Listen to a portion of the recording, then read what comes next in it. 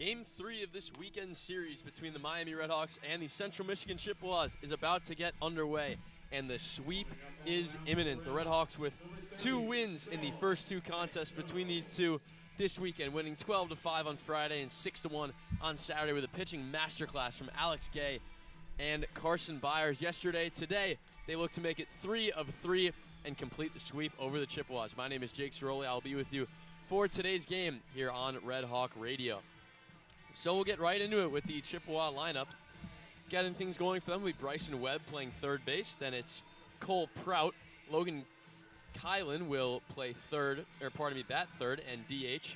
In the 4 slot, it is Harrison Bowman. Bowman will be in right field. Then after him, it is Brady Krasuk. Then Spencer Verberg doing the catching.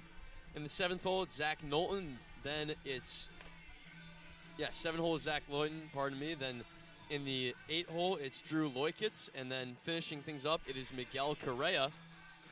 And they will take on Miami's starting pitcher, Troy Benko, the senior from Littleton, Colorado.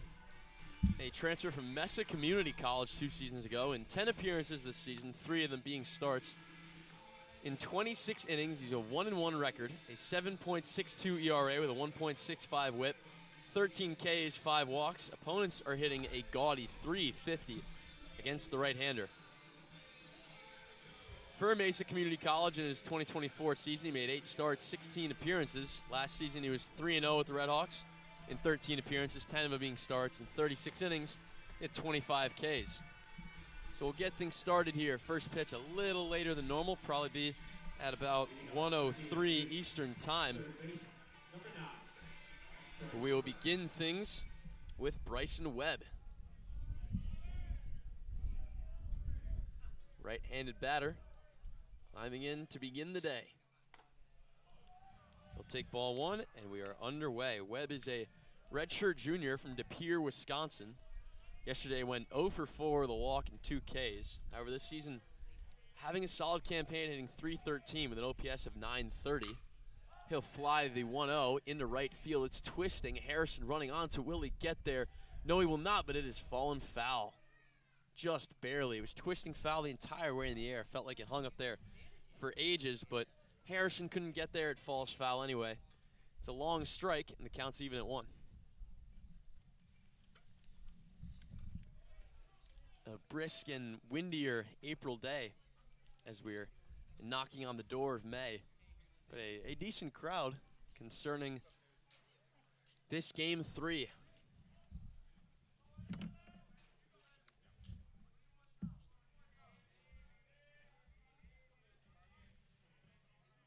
Webb taps the plate twice, an open stance with his white cleats. He'll wait for the 1-1 from Benko. Here it comes. He swings through and misses. Count even at 1-2. Miami in their red uniforms with the white stripe down the middle, the block M and the white number on the front, white pinstripe pants with the block white numbers on the back. The 1-2 to Webb is flown into right field. This time, Harrison coming in. It will be fair, and he will make the catch for the out.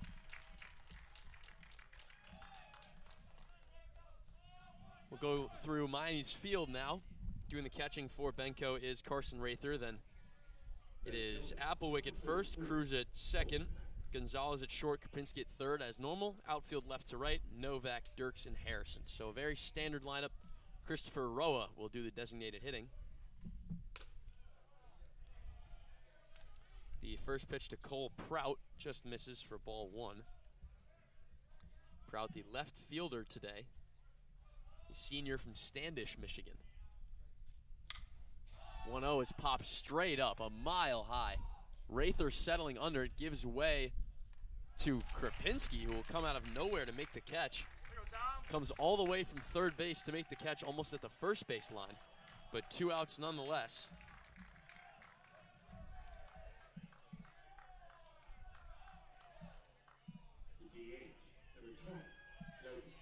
And now it will be the designated hitter, redshirt freshman Logan Kylan. 6 feet tall from St. John's, Michigan. Grounds that one on the ground to Gonzalez. 2 hops, now makes the throw and records the out. A short first inning for Troy Benko. 1-2-3, finishing things off with a 6-3. And that will end the top half of the first. Central Michigan gets nothing.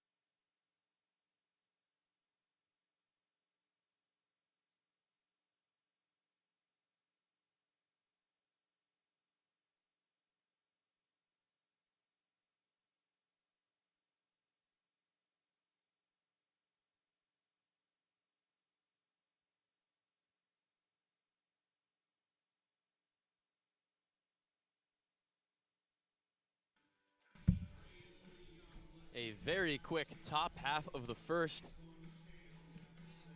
with Troy Benko throwing just 7 pitches. That inning taking that half inning taking a grand total of just 4 minutes. So who says baseball is a slow sport? We'll get things started though again in the bottom of the first.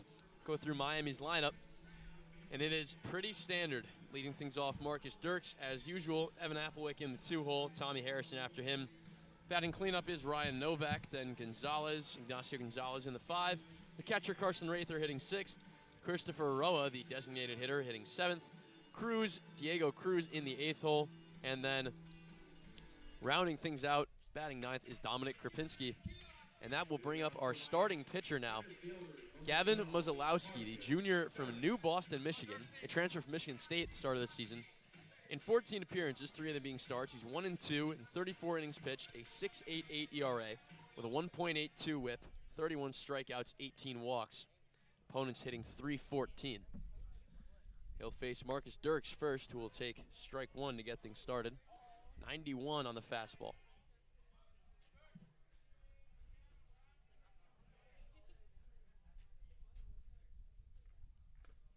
Second one to him is also in there. Count quickly 0-2.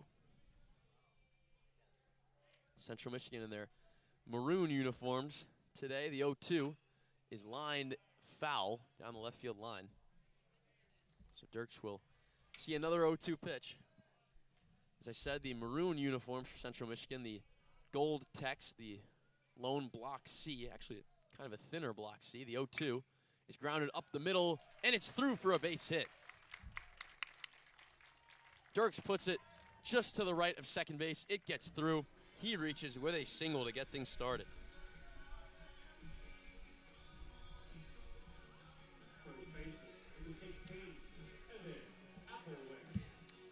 Now Evan Applewhite climbs in his normal spot in the 2-hole.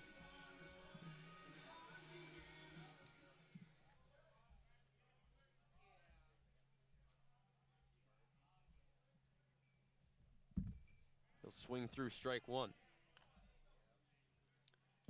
This season he's hitting .284 with a .1036 OPS. Second on the team in home runs with 11.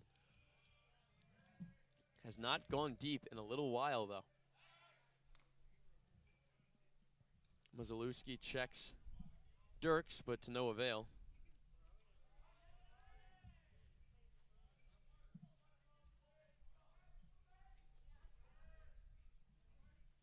Now the 0-1.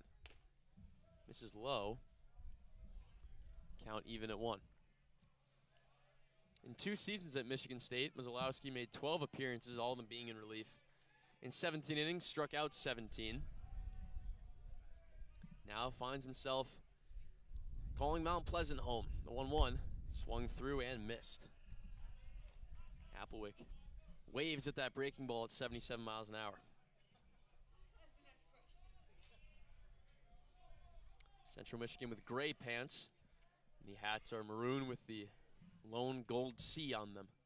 Applewhite waits for the 1-2, but won't get it just yet. Another failed pickoff attempt. As the speedy Dirks continues to cause problems.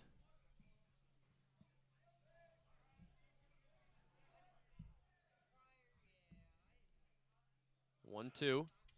Misses low. Dirks running. The throw is not in time. It gets away from the second baseman Correa anyways. But Dirks had that bag through and through. The pitch missed low, so the count will run up to 2-2. Always a menace on those base paths. The 2-2 to Applewick. Just misses outside. Close one to take with 2 strikes, but Evan Applewick is one of the most patient hitters on this team. Rarely strikes out looking. Got a great eye. He'll now wait for the 3-2. And he'll look at ball 4. So first and second, nobody out. And up comes Tommy Harrison. The guy for this Miami team, the best hitter in the lineup, a .417 hitter this season. Had a home run yesterday, a 3-run shot. An OPS of almost 1,300. He is now the home run leader, the solo home run leader. After yesterday's blast, he's got 12 and 65 RBIs, which also leads the team. Muzzolowski's first offering to him misses high. And you really can't give him much to hit because he'll send it over the fence.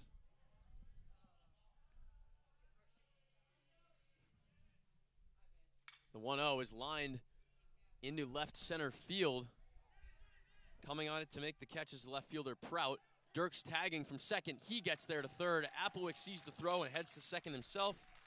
So it'll go down as an F7 in the book for Harrison, but Applewick and Dirks both advance on the sac fly.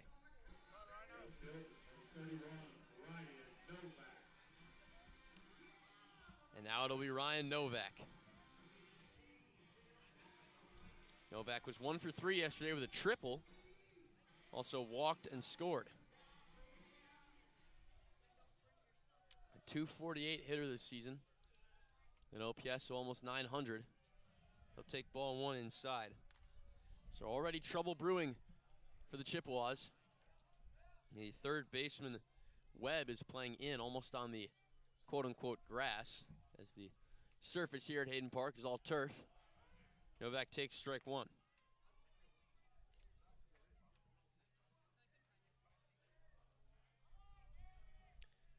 Second baseman Correa playing very deep in that hole. Novak looks at ball 2 as it misses low.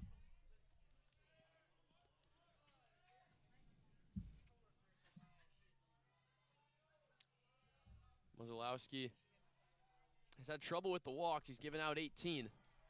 Now 19 with that free one to Applewick, but he gets Novak to swing and miss at 92-mile-an-hour fastball. Count even at 2. Left-hander Novak waits for the next offering. Here it comes. This is chopped foul.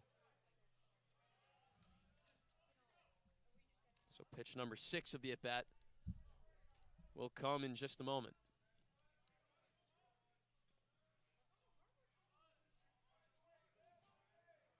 2 white batting gloves on Novak. Holds his bat just at the end. Slightly bent at the knees. The 2-2 misses outside. And the count runs full yet again. Already the second full count in just 4 hitters. Muzzolowski working himself into some deep counts. Here comes the 3-2. That is lifted foul. We'll go over the fence.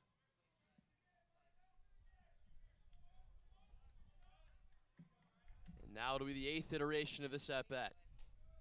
Novak waits for the payoff pitch. Here it comes. That is grounded to the first baseman, Krzyuk. He will step on first. Dirks will come in and score, so it's yet another sacrifice. But Miami takes the lead, 1-0.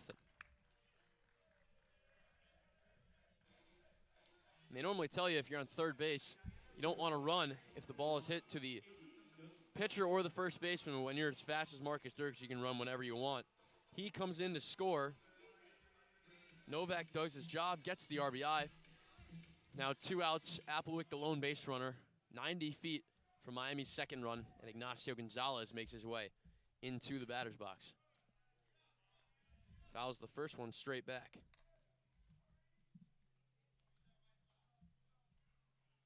Gonzalez, the redshirt freshman from Gurabo, Puerto Rico, standing at 6'1", the everyday shortstop for this team. And look at ball one.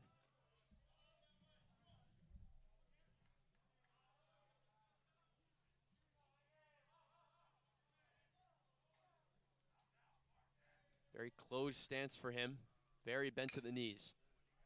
The 1-1 is hit on one hop to the first baseman, Krzyuk. He flips to Mazalowski. They make a 3-1 putout, and that will end things.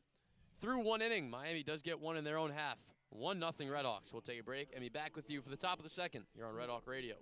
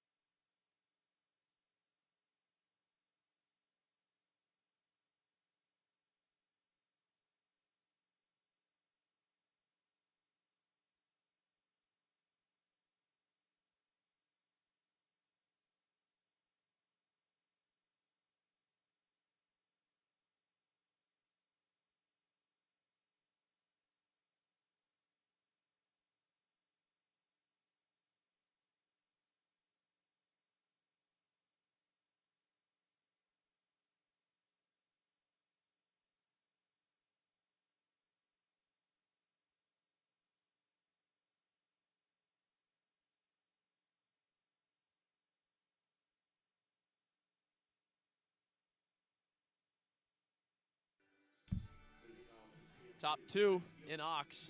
Miami leads at 1-0. Jake Zirolli back with you here on Red Hawk Radio. Cleanup hitter to get things started for Central Michigan. It's Harrison Bowman. Benko gives him a first pitch strike, just the 8th pitch of his day after a wildly efficient first. Only 7 pitches. So now the 0-1 to Bowman. This one misses just low. And it's 1-1. Our umpire crew, we've got Scott Wyckoff at home plate, Andy Dodonis at first base, and Michael Ingram at third. 1-1 now. Misses as well. This one just a little low and out. Bowman, the junior from Owensboro, Kentucky. This is his 4th school. He's a .306 hitter this season, though, so loving life in Chippewa colors. He waits for the 2-1 and will chop it foul down the third base line. Count up to 2-2. Started his career at Missouri Western State in 2023. Appeared in 4 games. Then 2024 is at Iowa Central Community College, where he hit .436. A breakout star at that JUCO stop. He'll wait a 2-2. And now chop it on the ground to Krapinski. Makes the play on 2 hops. Throw 1-2 bounces. Applewick scoops it up. It's a 5-3 putout, and Bowman is retired. The most recent season of Bowman's career is in 2025 at Troy. Played 26 games, hit .271 for the Trojans. Now a Chippewa. He's retired 5-3, and it's Brady Krzyuk who comes up now.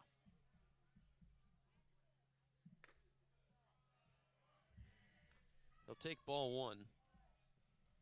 Krzyuk, a senior from Clarkston, Michigan.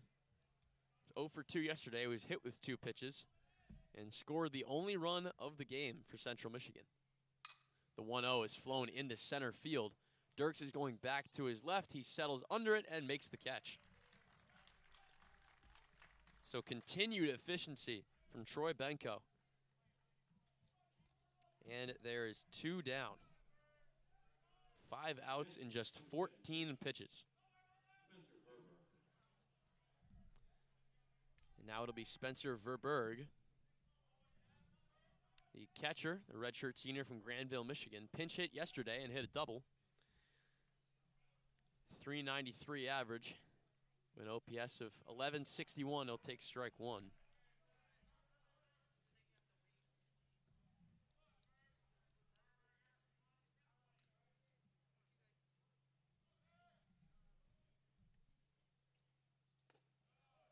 Next one from Benko will miss low. And it's 1-1. The big gold 17 on the back of Verberg. With the slightly darker maroon helmet, which is adorned in yellow stickers, as all the rest of the Central Michigan helmets are. He'll swing and miss at the 1-1. Advantage Benko, and it's 1-2.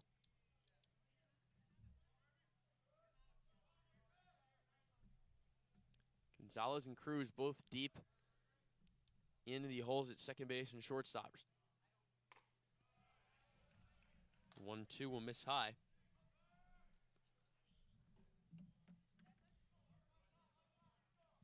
And the count is 2-2. The windup and the pitch. Flown into the right center gap. Harrison going back and back still. He can't make the catch. It's off his glove. It rolls all the way to the wall. Rounding second, going in for third. It'll be a stand-up triple for Spencer Verberg. It was a slicing fly ball right at the 384 in right center. Harrison was running onto it, might have gotten a bad jump, goes off the top of his glove, runs away from him a bit. Verberg was hauling right out of the box into third, standing up. So Central Michigan threatening with 2 outs. They have a runner 90 feet from the promised land. And it's Zach Knowlton, the 7-hitter. He'll miss outside. Pardon me, Benko will miss outside for ball 1.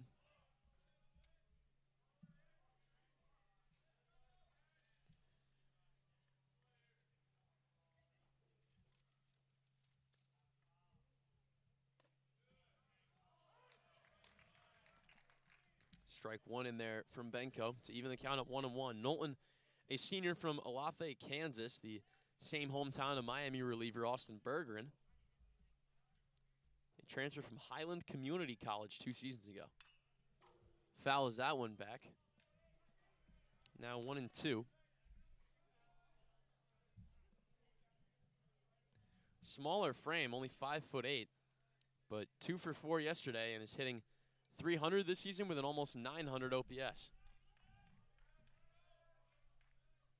Here comes the 1-2. That misses outside.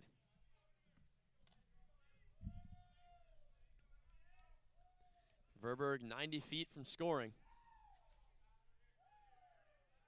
Knowlton looking to even things up at 1 apiece. Here comes the 2-2. Swung on and missed, strike 3. Benko shakes off the triple, gets out of it with a K on Zach Knowlton, and that will end the frame through 1.5. Miami 1, Central Michigan nothing.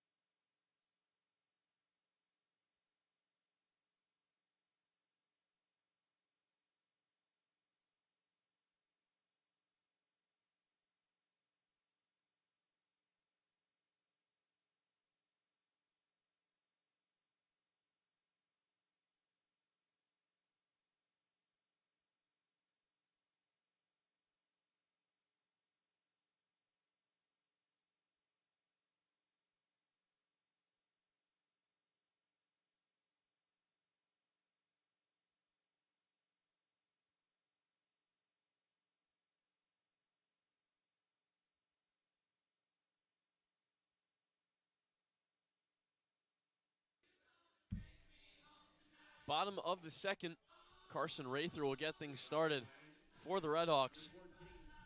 A 2-out triple from Spencer Verberg was neutralized with a strikeout of Zach Knowlton to get the RedHawks out unscathed in that top of the second.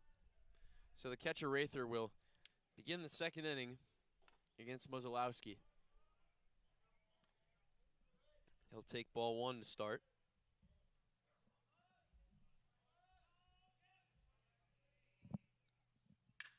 And then line this one into right center field. Should fall, and it will. Off the wall. Rather rounding first. He'll head in for second. Standing up with a double. Carson Rather tags that one into right center field. One hop off the wall, perfectly in the gap.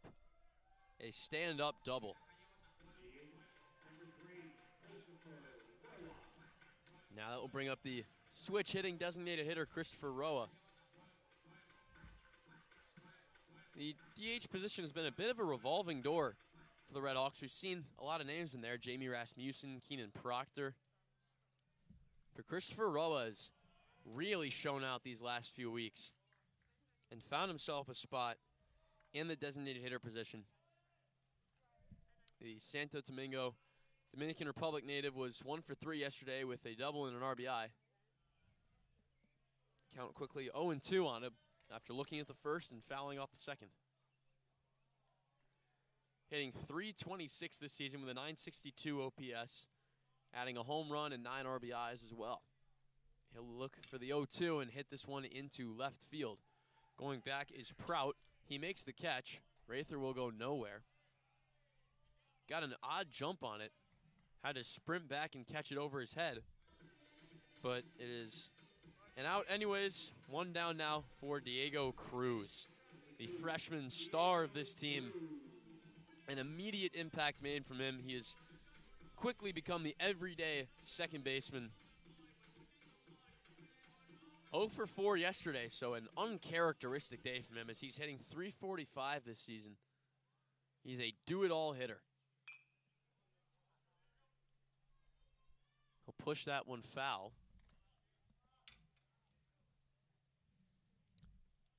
Cruz can hurt you in the small ball way or with the long ball. Hit 5 home runs this season with 29 RBIs, but also loves to lay down a bunt and even employ the running slap hit technique as we see on the softball diamond.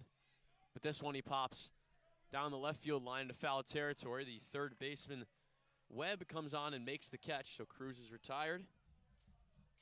And now 2 down for the 9-man Krupinski.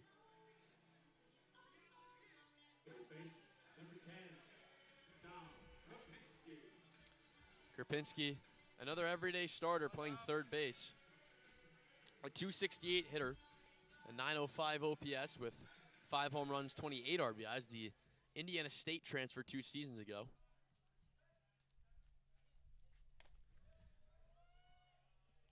Mozilowski's first offering to him is a breaking ball that misses outside. Krupinski has had some fielding issues this season, though. 14 errors. A fielding percentage of just .884. Ball 2 will miss low and in. That's been a common theme for the RedHawks this season. If you look at their non-pitching statistics, they're first in the MAC in average, on-base percentage, slugging percentage, home runs, and runs. But then fielding, as ball 3 misses high, their fielding percentage is .966, which is 9th of 12, and they made 48 errors, which is 10th of 12. Their fielding is something that has held them back. They made some errors in really crucial positions. 3-0 to Krupinski. Will just miss. And he is put on with a 4-pitch walk. And it's Marcus Dirks again. Dirks singled in the first, stole second, then advanced to third on the sac fly from Harrison, and advanced home, scoring a run on the ground out by Ryan Novak. He'll take strike 1. So now first and second, 2 outs. Krupinski off first, Rather off second. Mozilowski's 0-1. He's just tipped into the mitt. So the count up to 0-2. Dirks fell behind 0-2 last time. Fouled one off, then hit his single. See if he can stay tough again with Evelyn Applewick waiting. 0-2 is fouled off.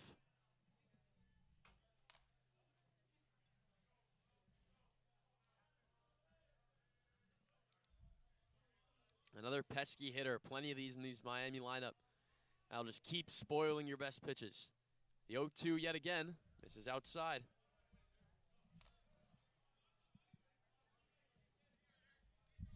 They know how to work the count.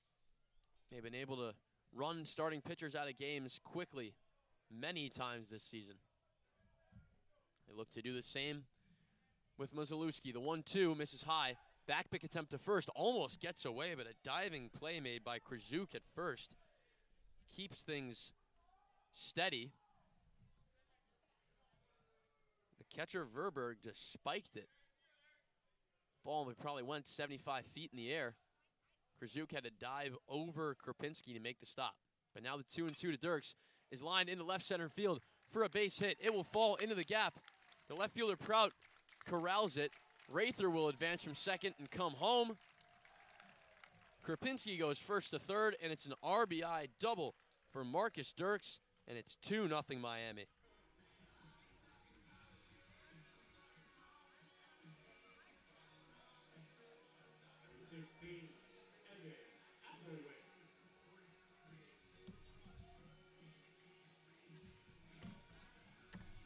Mazalewski running himself into some more trouble. Giving up 2 doubles this inning. After the leadoff one from Rather, he got 2 quick outs. But then the 4-pitch walk to Krapinski brought up Dirks. He made him pay. And Applewick, first pitch, lines it into left field for a base hit. Krapinski comes home to score. Dirks follows him in. And it's a 2-run single. And just like that, it's 4-0.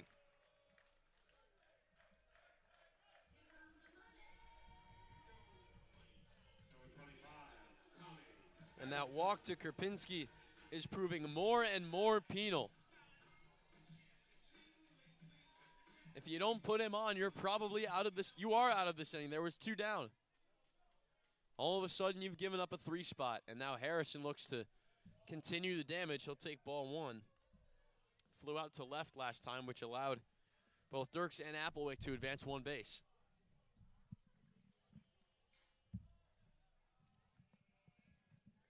Now the 1-0-2 Harrison.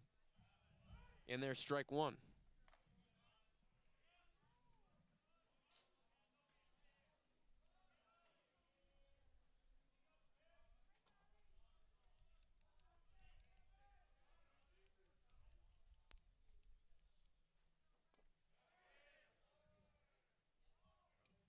After a check, pitch went low. Harrison went around, but not all the way. So it's 2-1. Applewick with a shorter leadoff first. Mazalewski not even looking at him, going right at the batter. He gives strike 2 on the breaking ball to Harrison. And now the count even at 2 apiece. Looking to get out of this. Applewick runs. It goes right up the middle. The shortstop, Lewitkiss, comes and makes the play. Throws to first for the out, but not before Miami puts up 3. Through 2. 4-0 RedHawks. We'll be back on this presentation of Miami Baseball on Red Hawk Radio.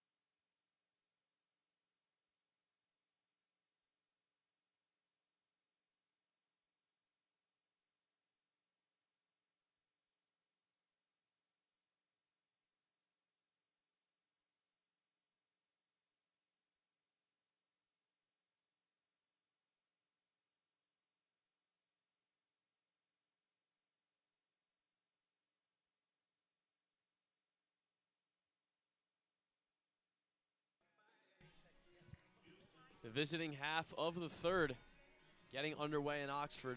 Miami leads at 4-0 after exploding for a crooked number, 3 runs in their half of the second.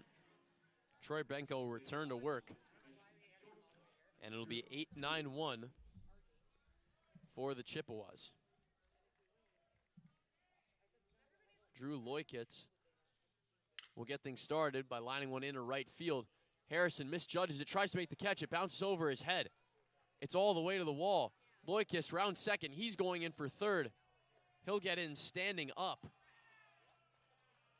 with a triple, and that is a real fielding miscue from Tommy Harrison. It won't go down as an error, but he certainly made a mistake. It was a line drive that was sinking quickly, but not quickly enough. Harrison comes in. It's going over his head, tries to make up for it by going back, leaps for it, but couldn't quite get there. Goes over his head all the way to the wall. By the time he picked it up, Loikitz was already rounding second. So a leadoff triple puts the Chippewas immediately in business. Now that will bring up Miguel Correa, the 9-hitter playing second base today.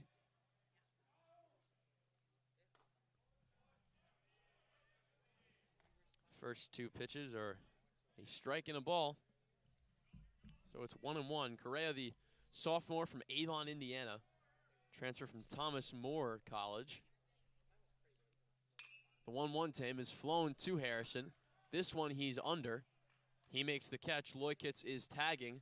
The throw to the plate is not in time. Loikitz will get in standing up. Correa does his job with an F9. A sac fly, he'll get the RBI.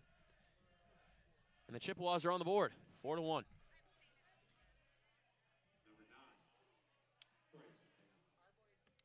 Now I'll bring up Bryson Webb, the leadoff man, coming back around for his second crack at Troy Benko.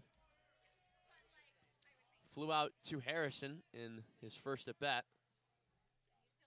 He'll square to bunt and get it down. It's foul. Actually, he might not have gotten it down. It might have hit him, because he doubles over immediately. Looks to be holding his hand. He ran towards it to try and get the bunt down and be hauling out of the box, but might have paid the price.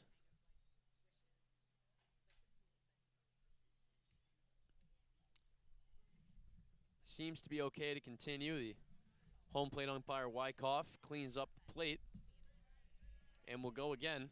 So after that, it'll just be 0-1.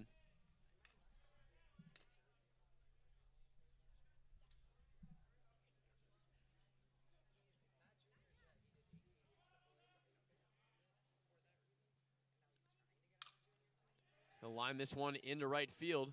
Tommy Harrison, a busy man, makes the catch there. So 2 F9s for Webb so far. And there's now 2 down. Cole Prout will dig in. Popped up to, and actually it ended up being Dominic Krapinski, but the pop-up was just 30 feet down the first baseline. Krapinski came in from Narnia to make the catch. Prout will take ball 1, so I actually have that in my book as a P6, but that's incorrect. It was a P5. Prout looks at the 1-0 sail high, and it's 2-0.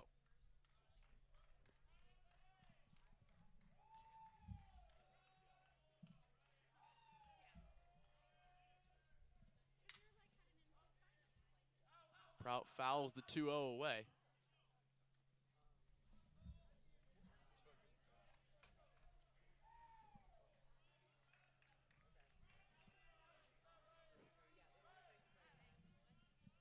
He was 0 for 3 yesterday with 3 punch-outs and a walk.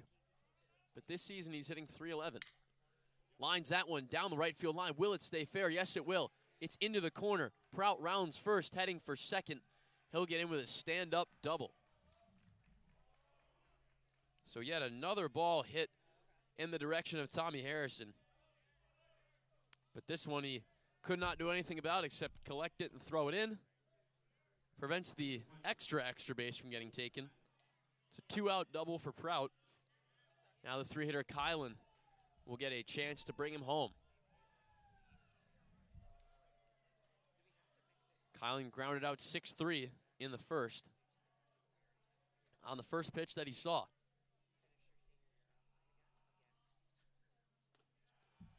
He'll look at this one for ball 1.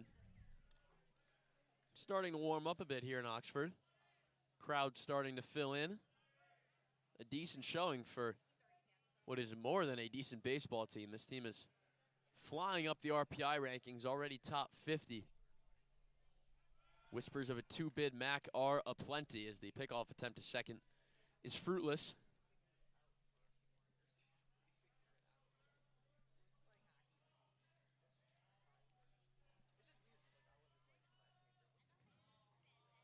Two outs in the top of the third here. Central Michigan's already gotten one. They want another.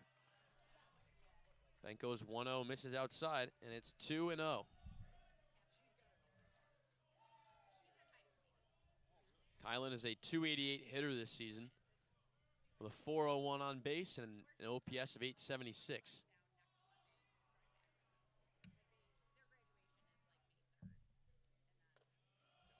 And he'll take ball 3.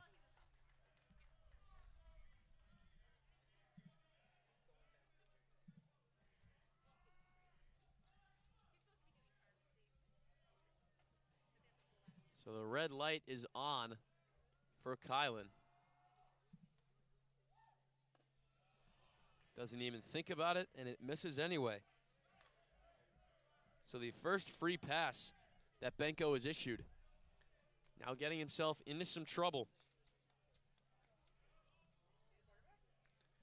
First and second with 2 down for the cleanup man, Harrison Bowman.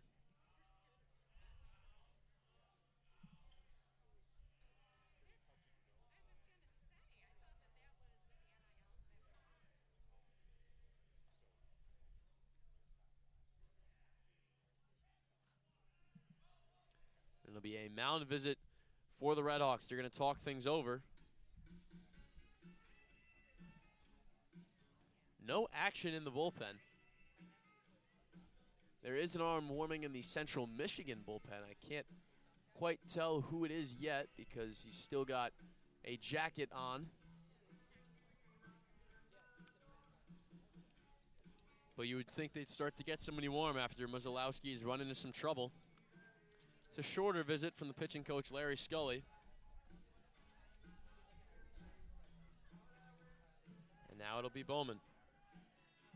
First and second, 2 down. Central Michigan continues to threaten, but Benko looks to get out of it, having just given up the 1.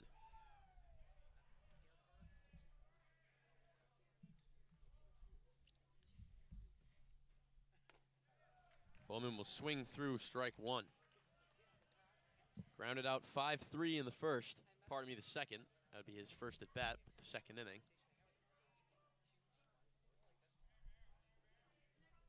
A light blue bat, little orange accent, holds it up by his right ear. 2 white batting gloves. 0-1 misses, and it's 1-1. Applewick nowhere close to the bag, so Kylan can get as big of a lead as he likes, but his lead is still not very big.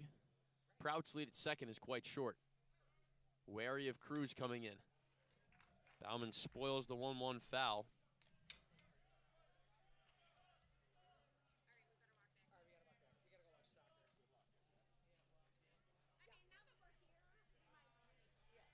Benko with the advantage. Dealer's choice. Try and shut down this 2-out rally from the Chippewas. He'll stretch and deliver. Fouled again. Bauman sticking around. Benko adjusts his hat. Miami wearing the standard red caps with the script M. They'll do the 1-2 over again. Here it comes. Fouled back again.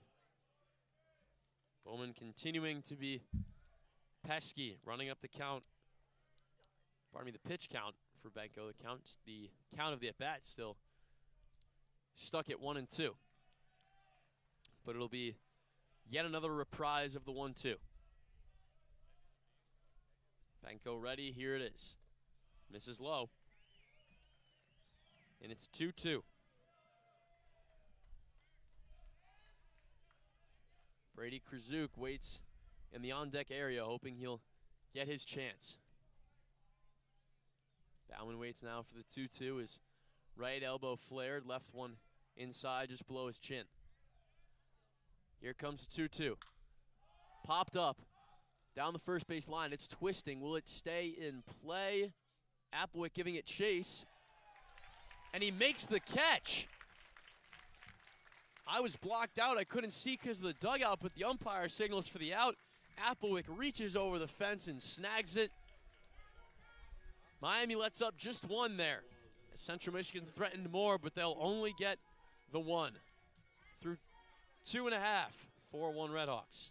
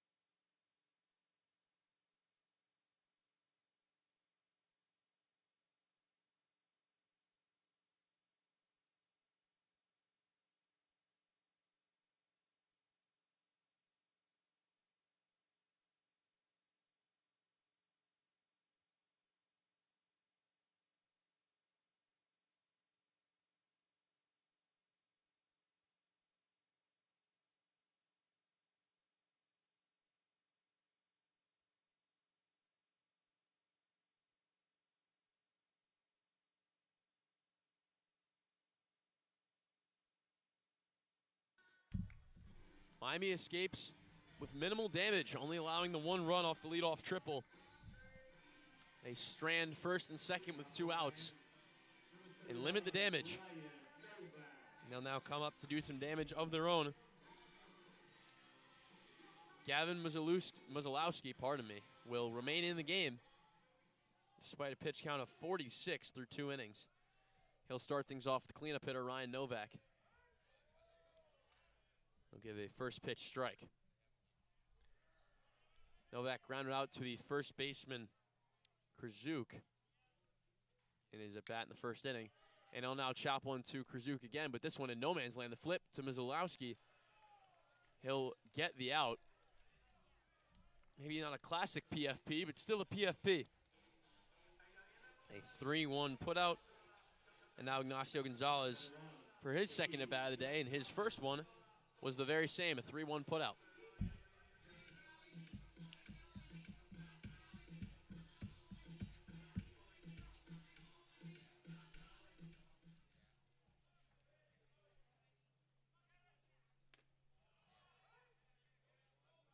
Strike one to Gonzalez, starting things off.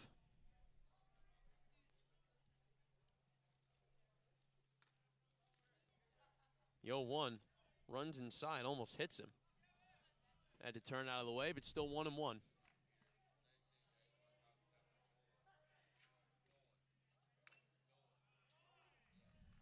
Gonzalez chops the 1-1 back. And the count 1-2.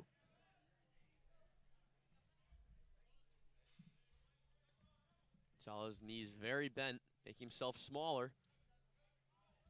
Fastball flies up. Missing for 2-2.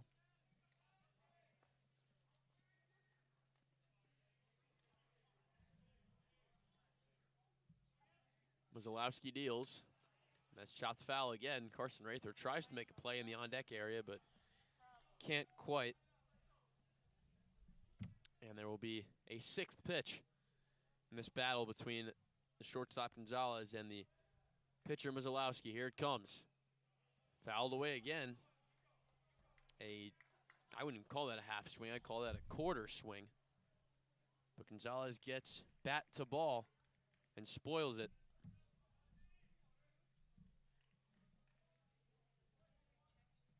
Holds its hands very low, away from his head, and swings and misses.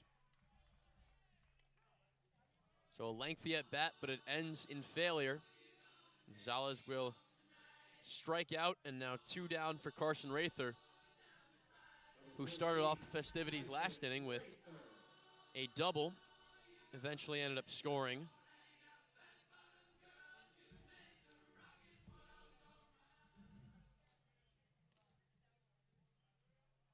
Two outs, looks to get things started again. They'll look at strike one. It's not often you see too many left-handed hitting catchers. Rather is one of them as he hits this one into left field. It's a little flare. Will it fall? No, it will not. A sliding catch made by Cole Prout. What a play out there in left field. That was sinking quickly. Makes the catch. It almost comes out of his glove, but he retains it still. Central Michigan sets down the RedHawks 1-2-3. We're a third of the way through in Ox. 4-1 RedHawks. We'll be back with you for more Miami baseball here on Red Hawk Radio in just a minute.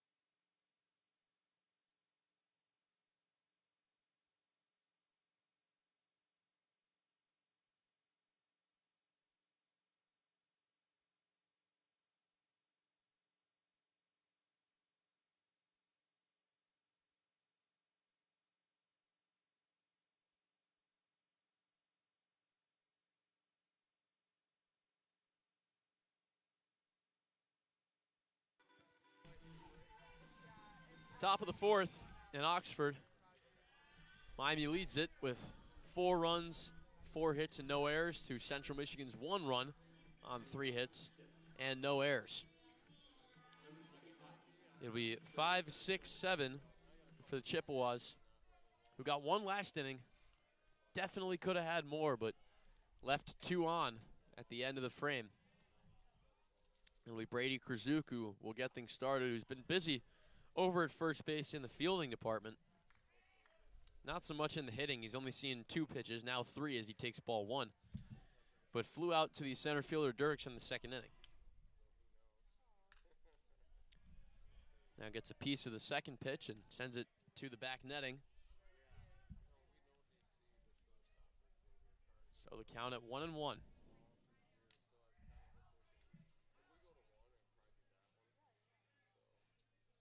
Benko still going strong. That breaking ball will dip out of the zone, though. A little crack in his armor. Started with that triple, which Harrison just misread. You know, had that been caught, might feel a little different as this one is flown deep into right field. Harrison can only watch it go. He gives it a try, but it's over the fence. Brady Krzyzuk goes deep. A towering fly ball into the netting in right field. And it is 4-2.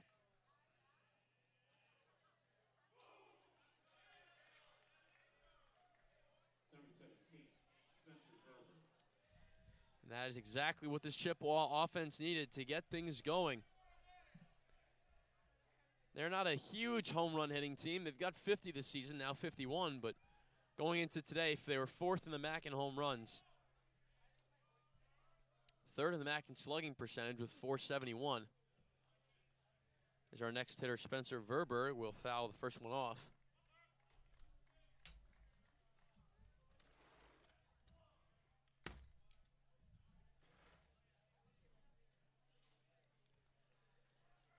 Benko trying to stay grounded here, not let things spiral out of hand. He'll fire in strike 2. And now the Miami bullpen is populated. Still don't see anybody throwing, but now there are guys sitting there. There weren't earlier. And in Central Michigan's bullpen, the man that was warming, who we could not tell because he had a jacket on, is no longer warming. So both starters look to be secure for the moment. As the 0-2 to Verberg misses outside, it's 1-2. Verberg doing the catching. Him and Logan Kylan split the behind the dish duties as he lines that one into left center field. That'll fall for a base hit into the gap. Novak runs onto it. Verberg will stretch it into a double. Maybe not the best throw there from Novak. Allowed Verberg to get in pretty safely with a 2-bag extra base hit. And that's now 2 extra base hits in a row. Central Michigan looking to get things started as now the bullpen will get some activity in it. Cameron Novak walks over, the brother of Ryan Novak, both from Canton, Georgia.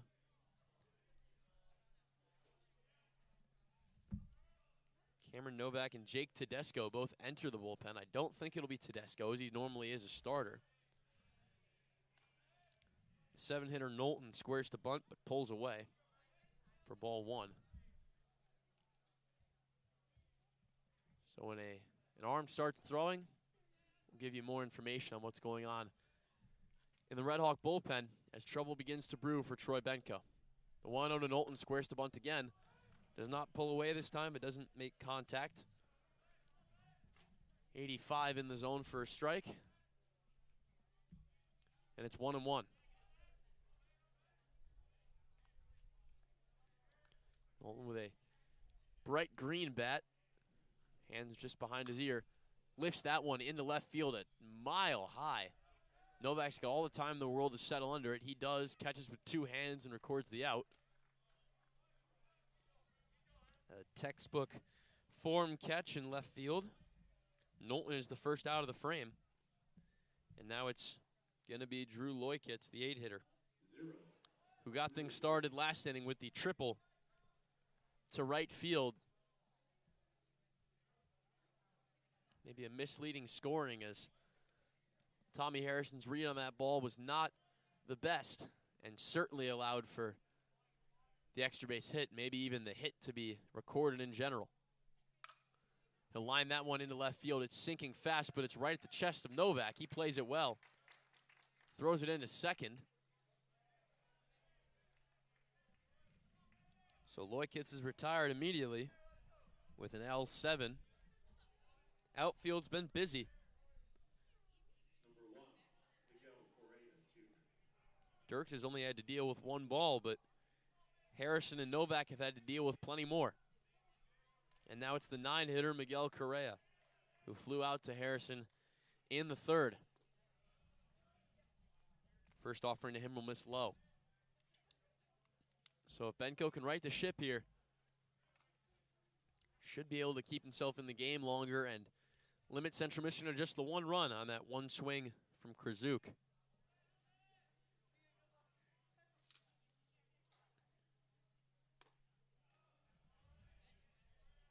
Count mounts to 2-0.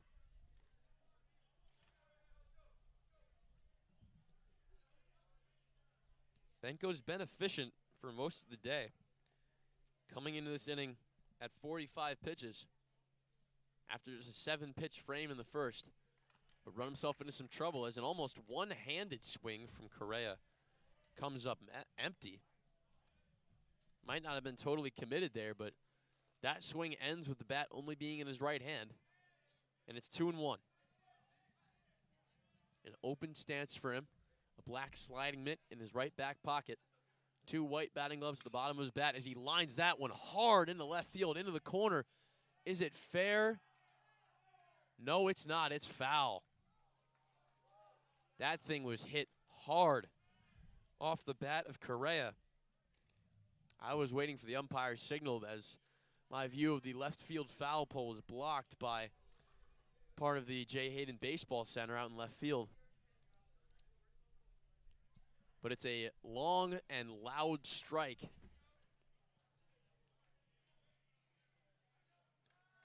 And now the count even at 2-2. The dugout urging on Benko to get out of this here. Here comes the 2-2. Misses high. And the count expands to 3 balls and 2 strikes. Verberg leads off second. The broad shoulders of Benko heavy in this moment. The payoff pitch will be delayed. A pickoff attempt over to second is not in time. Cruz gets the tag down, but Verberg was there before the ball was.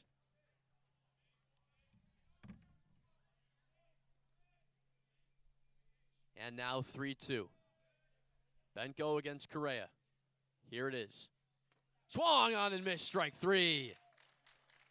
Troy Benko gets out of it with just the 1 run, giving up on the home run from Krzyuk, but fans Correa to shut things down there. The Chippewas get 1, 4-2 through 3.5.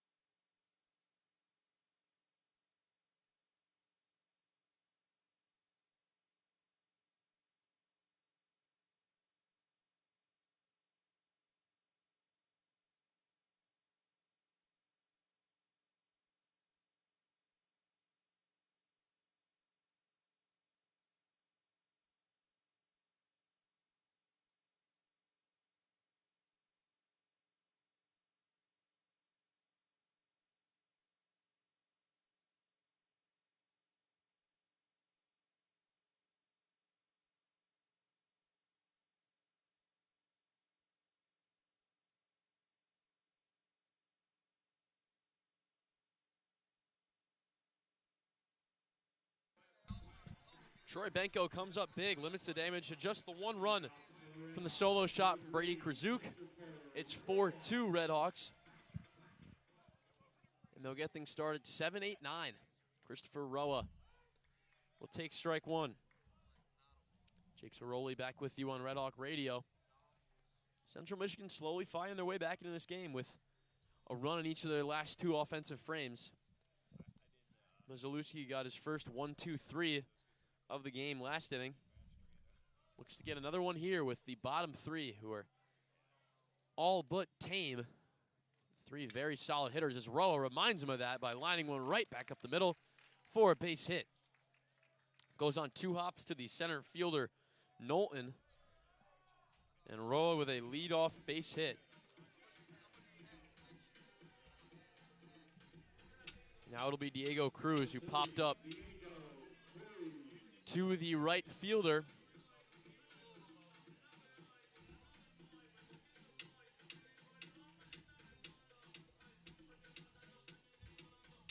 Cruz has only seen 2 pitches today. There is an arm beginning to warm in the Chippewa dugout, bullpen, pardon me. Pickoff attempt to cut down Roa is not successful.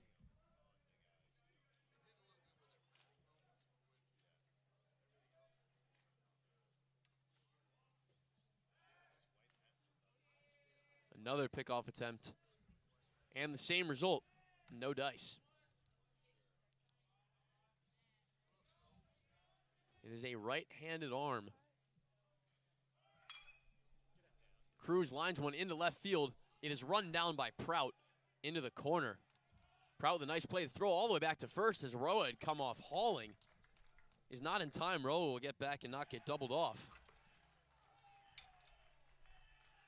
And now he has been doubled off.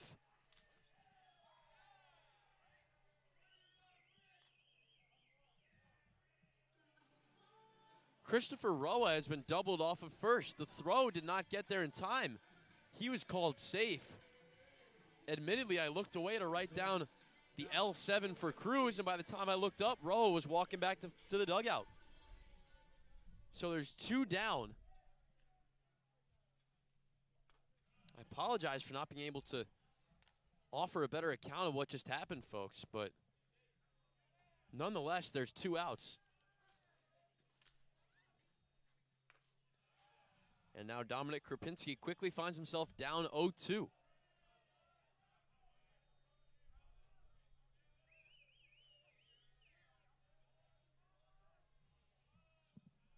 Now the 0-2 to him will miss high.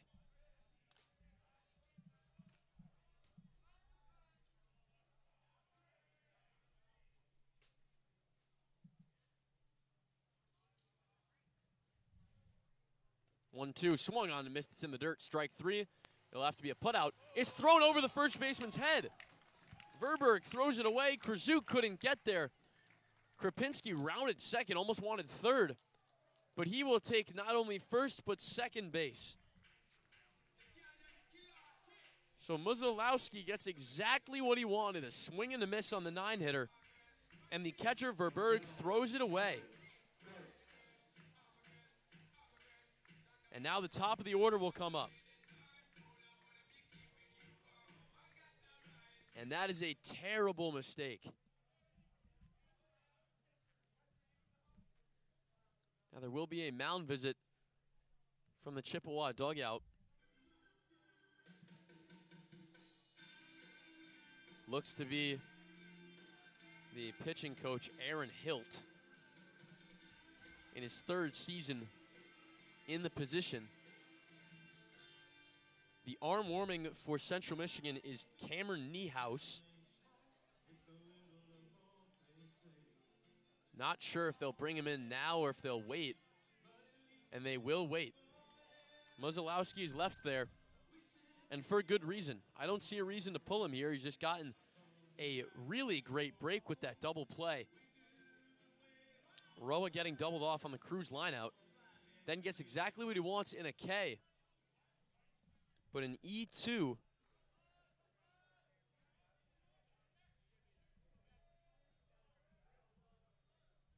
allows Krupinski to reach on the drop 3rd strike. And the pickoff attempt over to second base also gets away, but it hits off of the diving Krupinski. So it will stay fairly local. The second baseman, Correa, will throw it in. But you get exactly what you want if you're Muzalowski.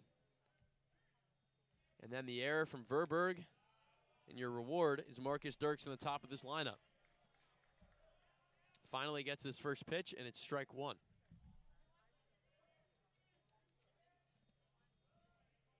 And that's a killer for pitchers, especially in such a loaded lineup.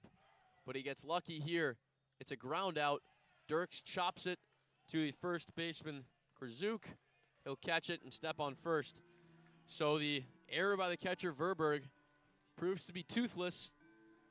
And through 4, it is still Miami 4, Central Michigan 2. Stick around in this presentation of Miami baseball on Red Hawk Radio.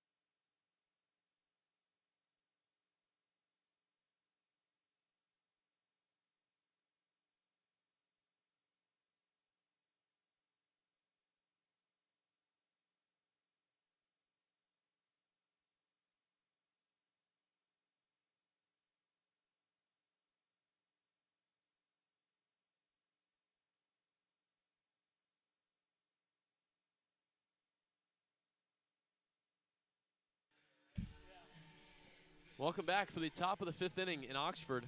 Miami still up 4-2. Troy Benko's day is surprisingly done. His final line, 4 innings, 5 hits, 2 runs, both earned, a walk, 2 strikeouts on 63 pitches, so a very successful outing for him. And our new pitcher will be Clayton Burke, who is actually supposed to start today as the starting pitcher rotation goes, but was dealing with some back issues, so did not start, but now is called upon here as the first one is grounded on the chop to Gonzalez. He throws over to first and makes the play. A great play there from Ignacio Gonzalez to field it on a few chops. Makes the sidearm throw off balance to Applewick, who stretches for the catch.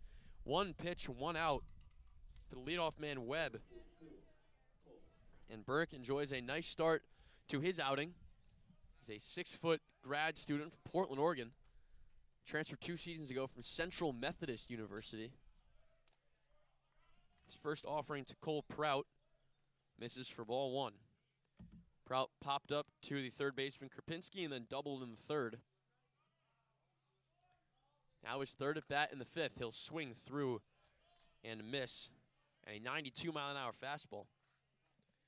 Burke is exclusively a starter. In 10 appearances this season, he has 10 starts. So a surprising relief appearance for him. I suppose he was meant to start, so essentially just flipping around the order should Benko have been meant to go next. His 1-1 to Prout misses high. In 56 innings pitched, Burke's got a 6-1 record. He's thrown a complete game, albeit a 7-inning complete game, but still a complete game in a 20-4 drubbing of Ball State earlier in April. As the count now mounts to 3-1 on Prout, but he's got a 3.54 ERA, a whip of 1.04, 52 Ks, 13 walks. So a 1-4 walk to strikeout ratio. As Prout spoils the 3-1. Now the count full. Opponents are hitting just .215 against Burke. He's had a great grad campaign his last time around in college baseball. The 3-2 now to Prout. Grounded to Gonzalez. He dives. It's off his glove. Pardon me, that's Krupinski. The lefty shift had Krupinski playing essentially where the shortstop Gonzalez would have been. It's off his glove in the center field. Probably will not go down as an error, as that would have been a spectacular play had he made it. But Prout reaches. I'll give you the official scoring once it's made available. It'll bring up Logan Kylan, who grounded out in the first and walked in the third. The only walk that Troy Benko issued was to him. First one to him is taken down third base line foul. They will award a single to Cole Prout, as they should. That would have been a fantastic play if the, I suppose, third baseman playing in the shortstop position, Dominic Krupinski, had made that. It's that lefty shift that we see sometimes for the RedHawks in the infield. Cruz playing way back in short right field. Gonzalez just behind the bag at second base, even a little bit to the right of second base. And Krupinski being the Lone Ranger on the left side of the infield. It's now going to be 1-1 to Kylan after he watches ball 1 go. Burke's gotten what he's wanted so far. 2 instances of weaker contact. Kylan lifts the 1-1 foul. And the count even at 1-2. Pardon me, not even at 1-2. The count increases to 1-2. I may not be a math major, but even I know that 1 and 2 aren't the same number.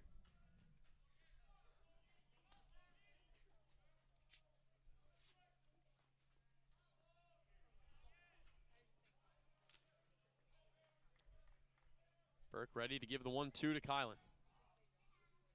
Here it comes, and it's grounded into left field for a base hit into the hole between third base and shortstop. Prout will put the brakes on. It was right to Novak, so an extra base was not to be. But now another single. And Central Michigan have got something going here with one down in the 5th. They'll bring up Harrison Bauman, who has grounded out and popped out in the 2nd and 3rd innings.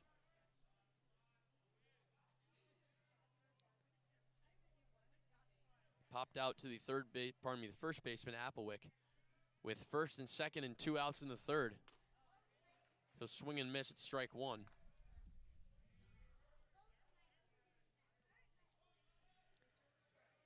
The 4th school for Bauman is Central Michigan. He was at the JUCO level for 2 times, then was a Troy Trojan last season. Now in the MAC as he fouls that one back.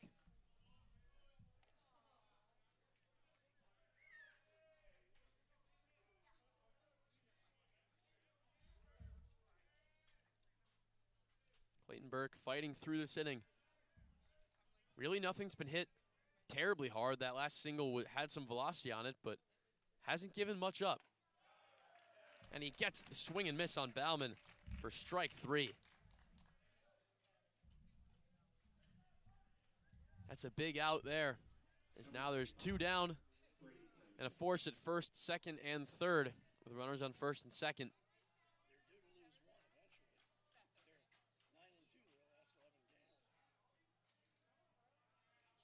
Burke trying to lead the Hawks out of this jam. Be the 5-hitter Krzyuk, who hit a home run his last time up. That shot to right field. He'll take ball 1 to start off his 3rd at bat. He flew out to center in the 2nd. That home run came in the 4th. Now up in the 5th in a big spot. He is the go-ahead run. The 1-0 is swung on and missed.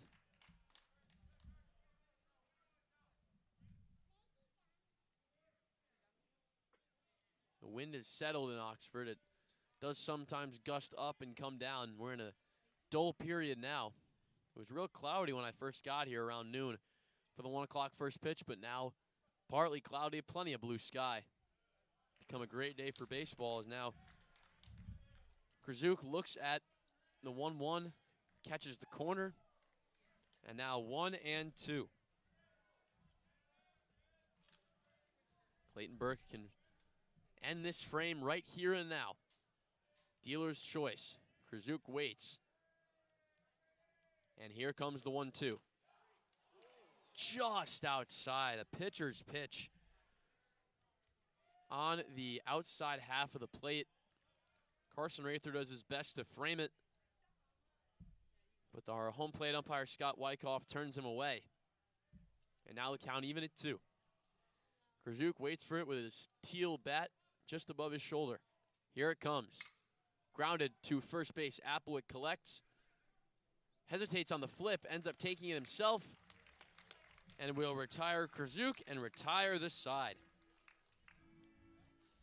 In Burke's first inning of work, he gets into a jam with 1st and 2nd and 1 out, but gets out of it with a strikeout and a ground out. And through 4.5, we're halfway through. Miami 4, Central Michigan 2.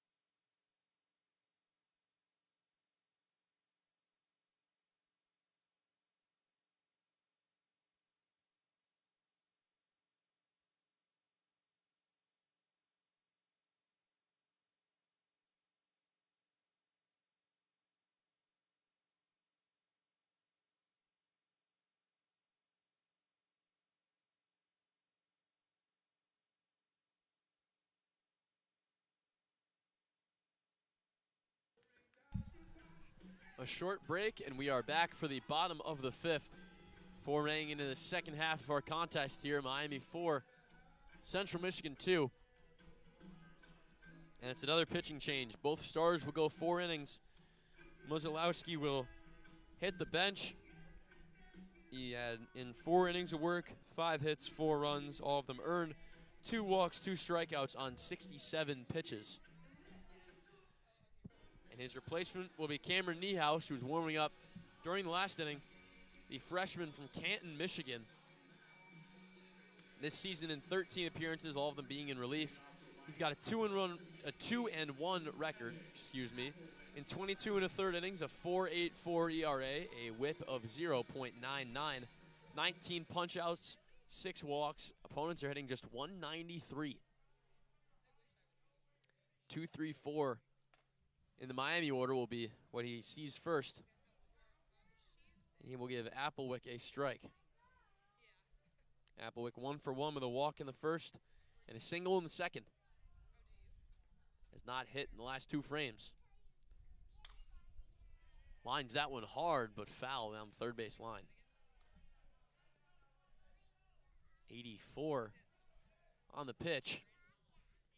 Looked to be a changeup of some kind. It had some movement, but not a whole lot. But Applewick early and hits it foul. Now the 0-2 to him. This is just outside.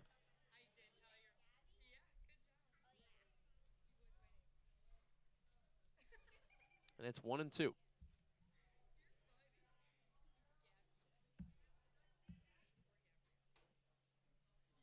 Here's the 1-2.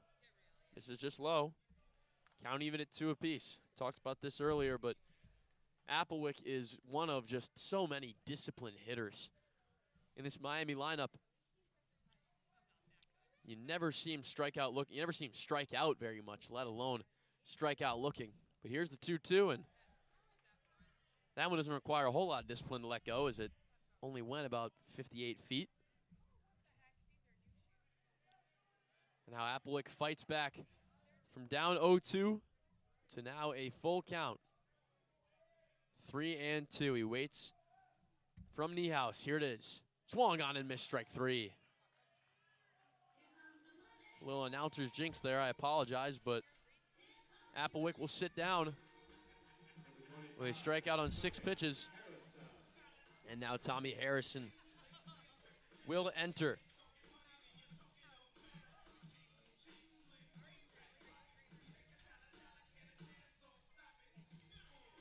Harrison is 0 for 2. Flew out to left in the first. Grounded out to shortstop in the second.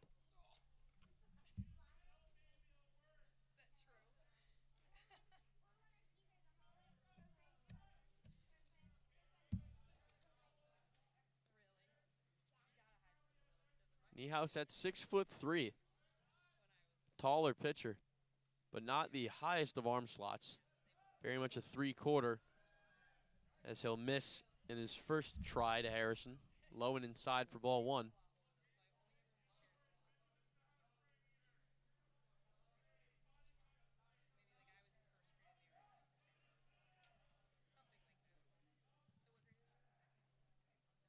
The 1-0 is flared weakly on the infield. It bounces. The third baseman will come on to make the play, and he does.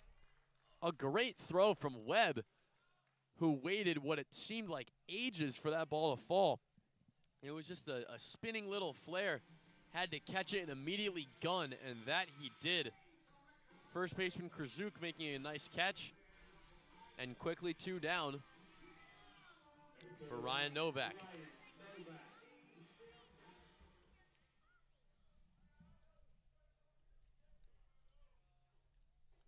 Novak also 0 for 2 with 2 groundouts to the first baseman.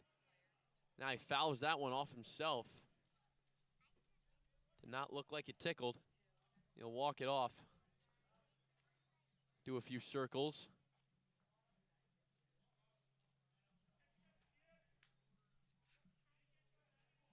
Now a defensive switch with this lefty shift. The second baseman, Correa, is playing way back in the hole, but the third baseman Webb shifts over to where the shortstop would normally play in the lefty shift, just right of second base, and the shortstop Leukits will move over to cover the entire left side of the infield where the shortstop would normally be. So I suppose Leukits maintains his regular position, but Webb heads all the way over from the hot corner to a shifted shortstop at second base. Novak fouls another one off, and the count at 1-2.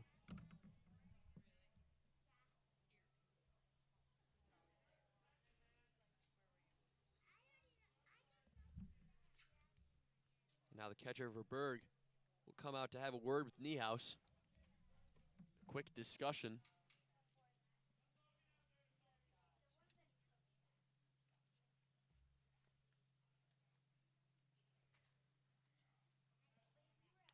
A big spot here. If you can cut this off now, sit Novak down. You don't have to see Ignacio Gonzalez with a runner on base.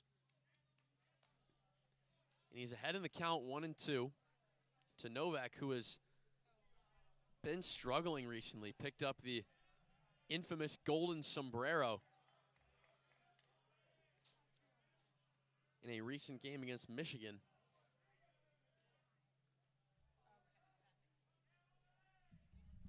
He'll wait for the 1-2, and here it comes. Chopped foul down the first baseline.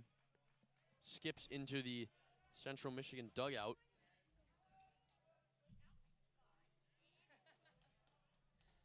And they'll do the 1-2 over again.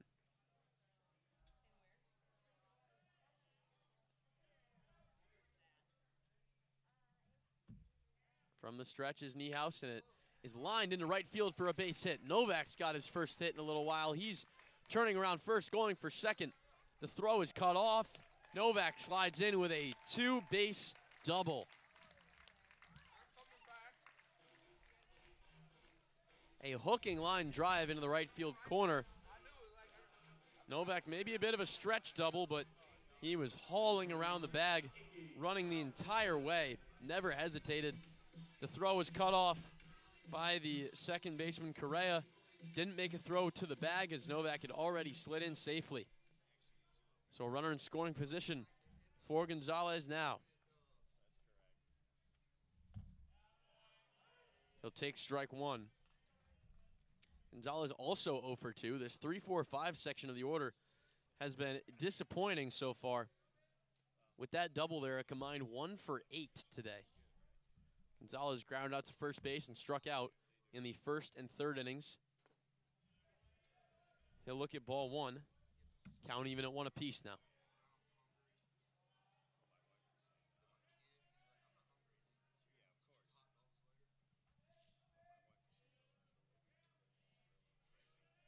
Gonzalez waits for the 1-1. Knees very bent. Now he misses low and out. Verberg had to change his stance to corral it. 94 on the fastball. 6'3" pitcher like Niehaus, you've got some good velocity just coming from your length, the amount of lag you're able to generate between your body and your arm. But it comes out quick from him as that fastball misses high and out. And it's 3-1. Gonzalez a tough target to pitch to, though. And there will be a mound visit here. There is nobody warming in the Central Michigan bullpen.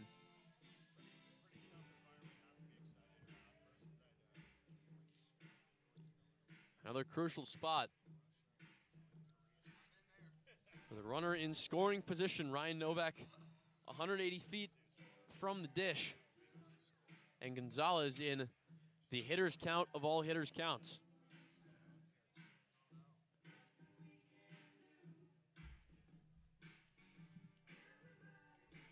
Sun's really started to come out here after this inning's over. I'm going to have to take off my sweater here. I'm getting a little toasty. But compared to how chilly it was walking in this morning, it's very nice. So now we're ready to go for the 3-1. Gonzalez stands at 6'1", but makes himself real small with his very bent at the knees stance. His hands very low at his chest rather than his ear. The 3-1 Misses high, ball 4. Gonzalez aboard, and now it's first and second for Carson Rather, who will take a moment to take his leg guards off and will now head over to the left-handed batter's box. Try and drive in one or both of the runners out there now. It's Novak off second, Gonzalez off first. Rather's 1 for 2. He doubled in the second and scored, and then flew out in the third. Niehaus looking to get out of this. Gets a swing and miss from Rather on the fastball at 92.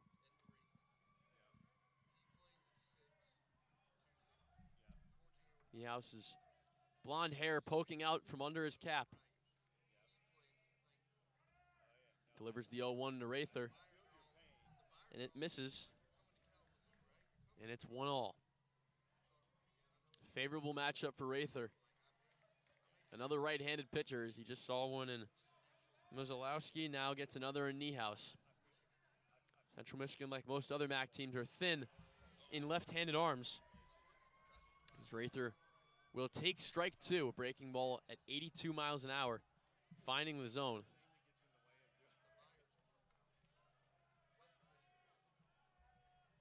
Western Michigan with just 5 left-handed pitchers. The 1-2 misses high.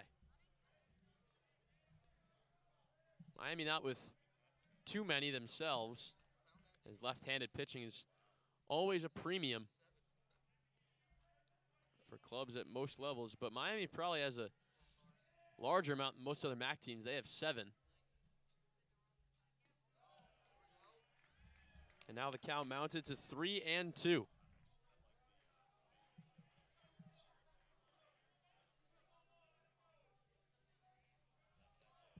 Rather was 0 for 3 yesterday. Looks to make an impact here. Here comes the payoff pitch. Both runners going. And it's in there, strike 3. A breaking ball drops in there at the top of the zone.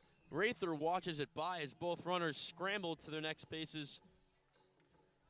But Scott Wyckoff says no, sir, and rings him up. Through 5 innings, Miami gets nothing. They strand 2. RedHawks 4, Chippewas 2.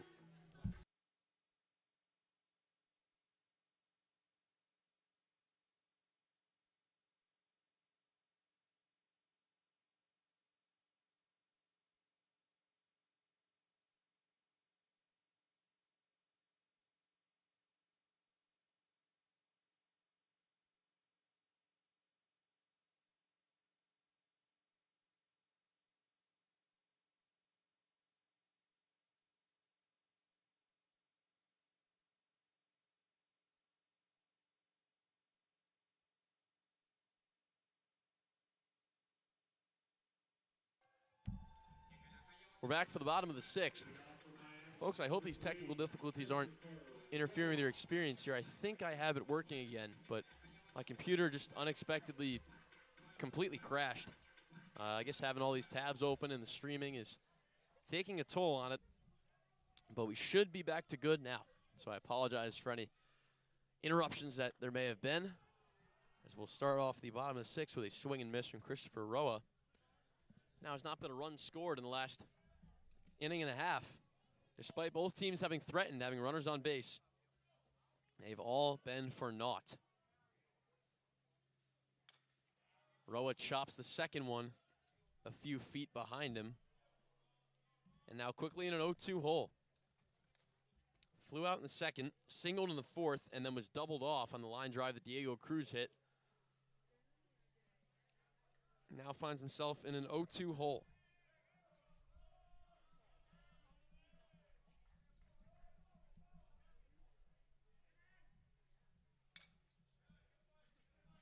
Another one fouled off.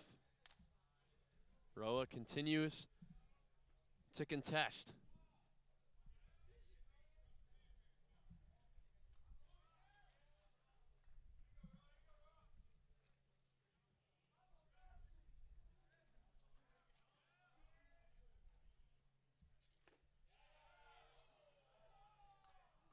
Roa will look at ball 1. That one just barely missed.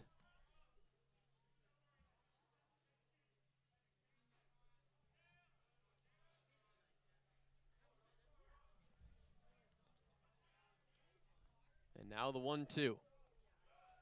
Niehaus misses low. And it's now 2-2.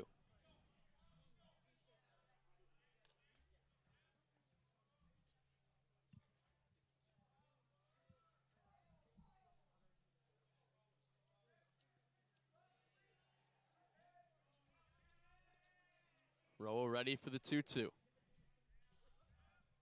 Here it comes. In there, strike 3. Roa will go down looking a backwards K, the third strikeout for Cameron Niehaus. Out of his 4 outs that he's gotten, 3 have been Ks. So now it will be Diego Cruz, who was 0 for 2, flew out to right in the second, lined out to left in the fourth, and then Christopher Roa was doubled off on that line out in the 4th inning.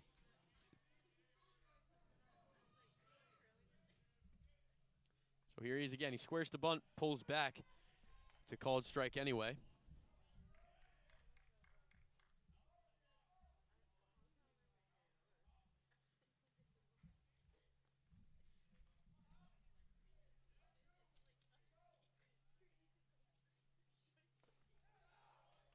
And the 0-1 hits him. So Cruz is put aboard.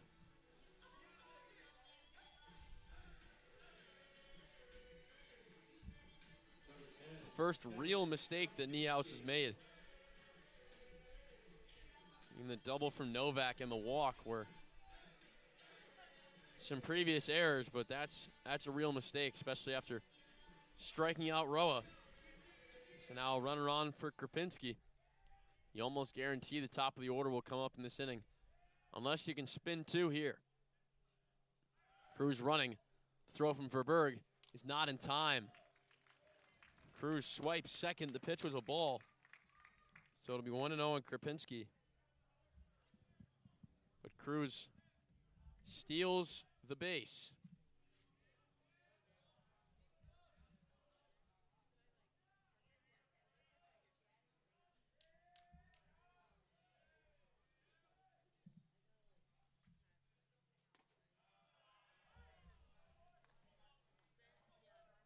And strike 1 is in there, the top half of the zone.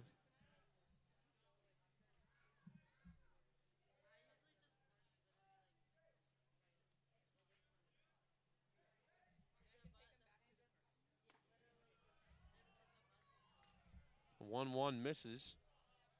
And now it's 2-1.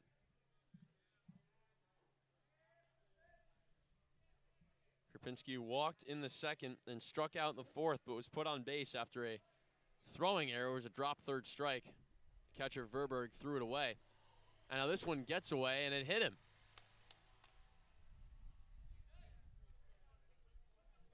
It gets the foot of Krupinski, so another hit batsman.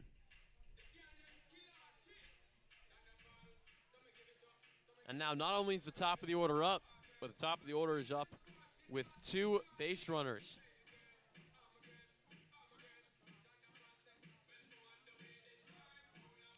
That was Diego Cruz's 18th stolen base of the season. So many guys with so much speed, and here's another one hitting now, Marcus Dirks. Dirks squares, both runners go. The throw goes to second. It's offline. The throw beat him by a very large margin. It was just on the wrong side of second base. Krupinski was toast if that throw's in the right spot, but it wasn't.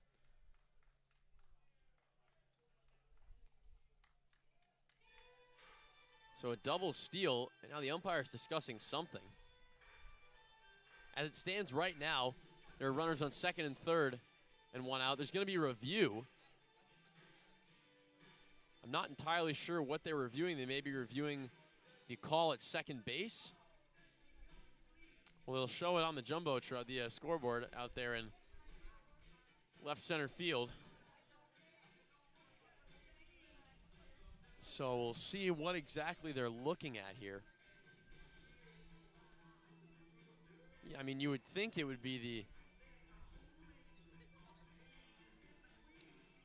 the call at second, whether or not that was the correct call, calling him safe. I mean, the throw beat him by at least 2 steps. They had him dead to rights, but the throw was off. It was on the left side of second base rather than the right. So the shortstop, Loikitz, had to sweep the tag instead of just putting it right down. So we'll see what happens here. They are looking at that play at second base to see if the tag was applied in time. So Cruz is safe at third. They're not even looking at that. I mean, the throw didn't go there, so they have no reason to. Cruz will be safe at third. Question, is Krupinski safe at second?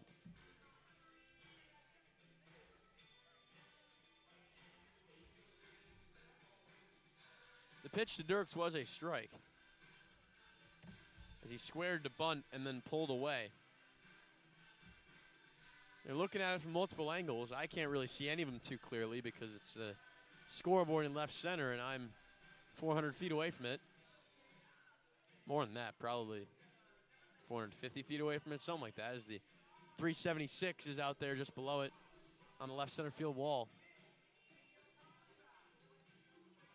But they're looking at it. We'll see what they decide. Niehaus will keep himself hot with a few warm-up pitches.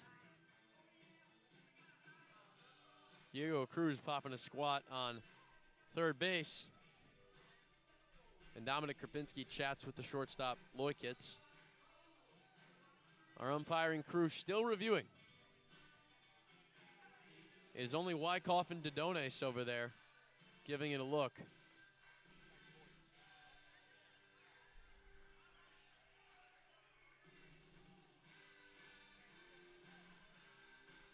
Third base umpire, Michael Ingram, is not involved, and he looks to be safe. They're showing a much tighter angle, and it's close. Call on the field is safe. The headphones are off of home plate umpire Scott Wyckoff. We will get a call imminently.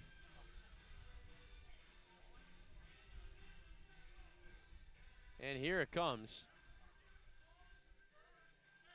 And the call has been confirmed. Krupinski is safe at second. So the double steal survives the review.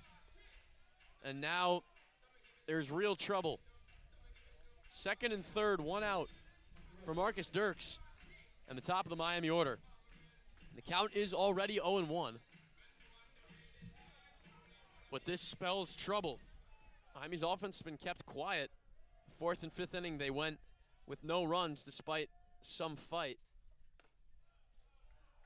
Pardon me, the third through fifth inning, they haven't scored in 3 innings, which you don't normally hear for this team. But now the fourth time through the order. It will be Dirks' first time seeing Niehaus, though, as he was the last batter of Musolowski's day. He'll swing and miss. And now it's 1-2. The wind's starting to blow again here.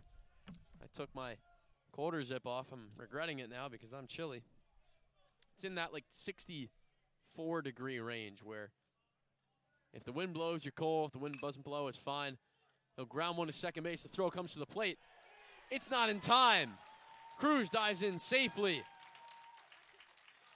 And Miami finally on the board yet again. It's 5-2. The second baseman, Correa, fielded cleanly. Instead of getting the out at first, he tried to throw home. It wasn't his best throw. Verberg had to go and get it on his right side.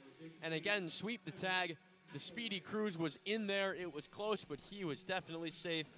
No complaints from the Chippewa dugout. Miami adds a run. There will now be a conference between the Miami base runners, hitter, and coaches.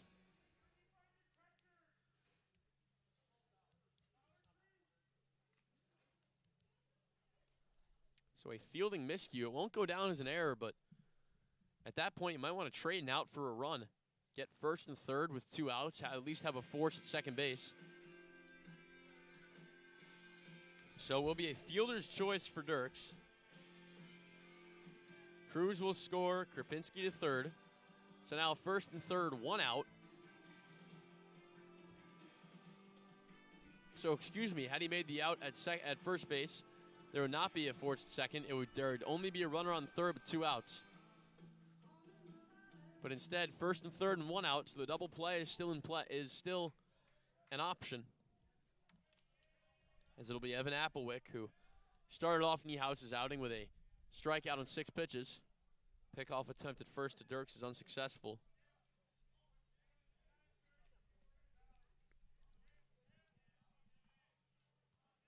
Krupinski 90 feet from scoring. With 1 down in the 6th here. First one to Applewick, just misses outside for ball 1. Applewick has walked in the first, singled in the second, struck out in the 5th.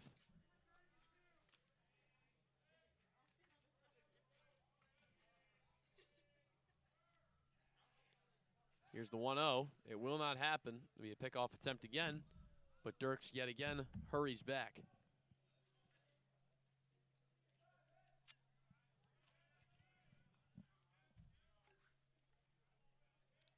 And it's 1-0 to Applewick. He'll get the pitch this time. Here it comes. Dirks feigns to run, but doesn't. It'll be ball 2, as that one sailed high.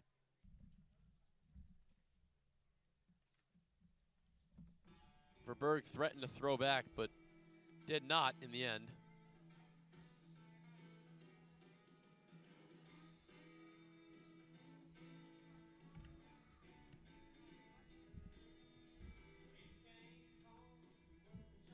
There'll be an internal mound conference. No coaches come out, but the infield and catcher has a quick soiree with Niehaus.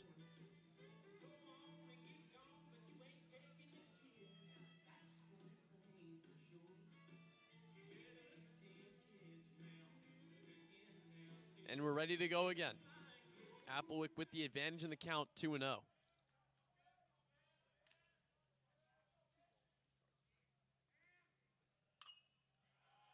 He'll foul it back.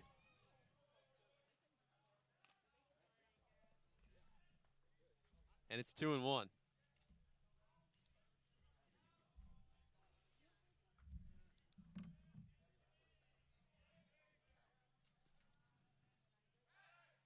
Yet another pickoff attempt. Dirks dives in this time.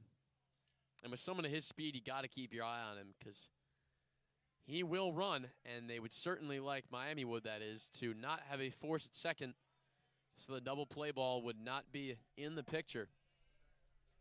But it's a 2-1 to Applewick now. He squares to bunt. Takes it away, so it's 3-1 as the pitch missed, but you don't normally see Evan Applewick square to bunt. But Miami is a team that can win baseball games multiple ways. You can win it playing small ball by bunting. Everybody in this lineup knows they can bunt at any time. Or you can win it by putting up tons of runs. As now Dirks will go. And it'll be a catcher's indifference. He'll go unopposed. But either way, it's ball 4. So Applewick aboard. Bases juiced for Tommy Harrison. And now you're really in trouble. I know I said that before, but the base is loaded for a 400-plus hitter who, for lack of a better word, is due today, as he is 0 for 3 with a fly out and 2 groundouts.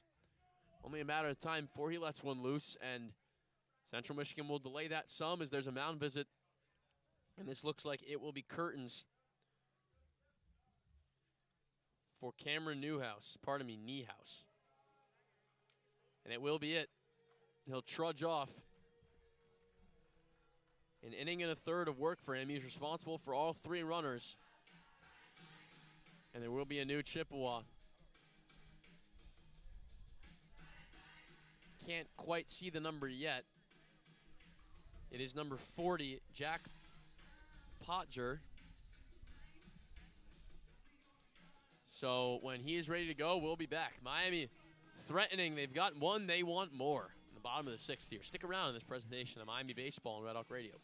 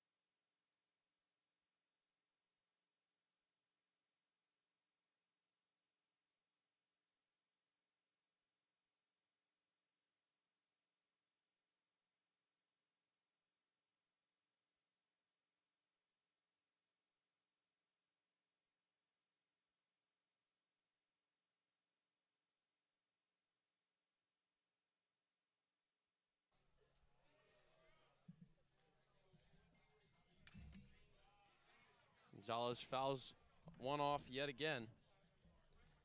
So it's 0-2.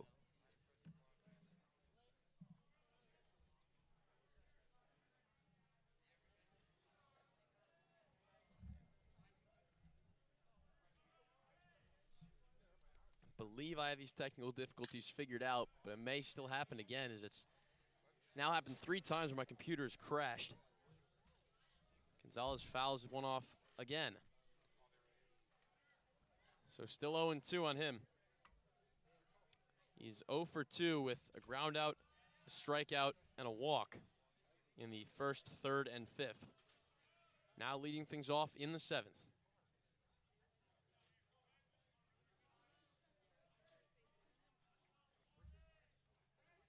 Here's the 0-2. He swings and misses through that. And it's strike 3. For the last 4 outs.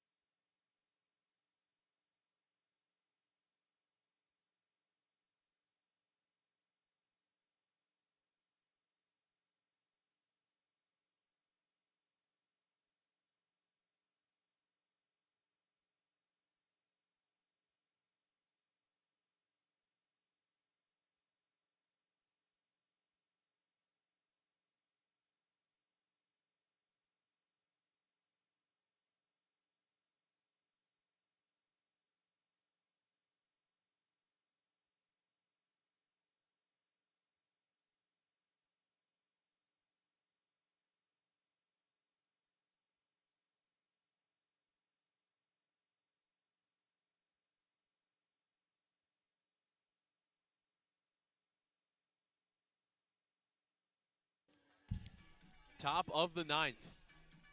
Miami up 5-2. 3 outs, and the is completed. After Miami's been stifled the last 2 2/3 innings by John. Pardon me, to this Chippewa lineup. He gets 2, 3, 4 in this 9th, and he starts off the 2-hitter Prout with a strike. Central elects a pitch hit, at least. Also warming up in the on-deck area. Can't really say on-deck circle. There isn't a circle. For missed ball 1. So I believe another since technical difficulties took you out for the entire bottom of the 8th, but it was both eventful and eventful as the ball shot around quick almost to flip over and to the in time. It'll be a 3-1, a complicated PFP, but a PFP nonetheless, and there's one down. But fourth time today. Apologize, I do not know what's going on with it. Diego Cruz was hit by a pitch, then stole second, then got caught stealing third. Both full and got